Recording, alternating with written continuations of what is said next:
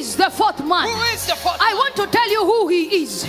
In Genesis, he's the seed of the woman, crushing the serpent's head.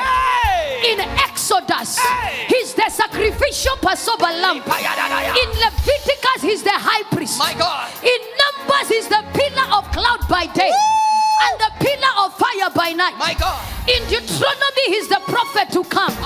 In Joshua, he's the captain of our salvation. In Judges, he's our judge and our deliverer. In Ruth, he's the kinsman redeemer. In 1st and 2nd Samuel, he's the trusted prophet. Yes. In 1st and 2nd Kings, he's the ruler of our nation. Jesus. In 1st and 2nd Chronicles, he's the reigning king. In Ezra, he's the faithful scribe. My God. In Nehemiah, he's the rebuilder of the broken down walls of human life.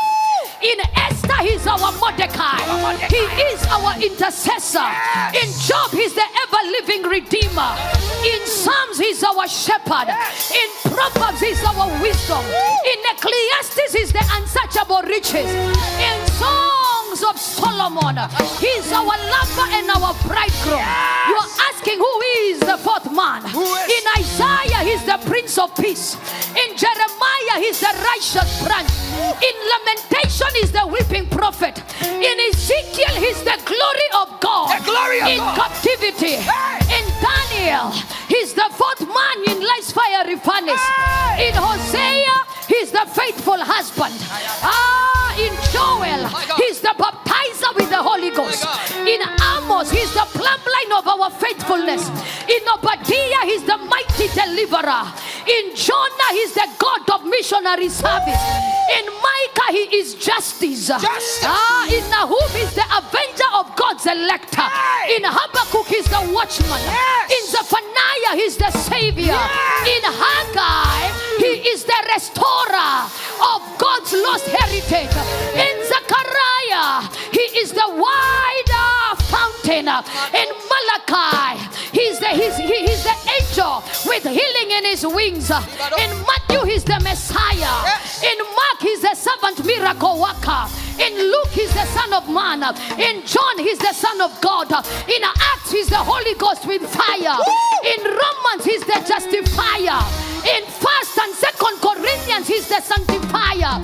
In Galatians, he's the redeemer from the curses of the law. In Ephesians, he's the foundations. In Philippians, he's the supplier. In Colossians, he's the fullness of the Godhead. In 1st and 2nd Thessalonians, he is the soon coming king. In 1st and 2nd Timothy, he's our instructor. In Titus, he's the faithful pastor. In Philemon, he's a friend that sticketh closer than a brother. In Hebrews, he's the high priest after the order of Melchizedek. In James, he's the power of faith. In 1st and 2nd Peter, he's our glorious hope. In 1st John, he is love. In 2nd John, he is truth. In 3rd John, he's the prosperer.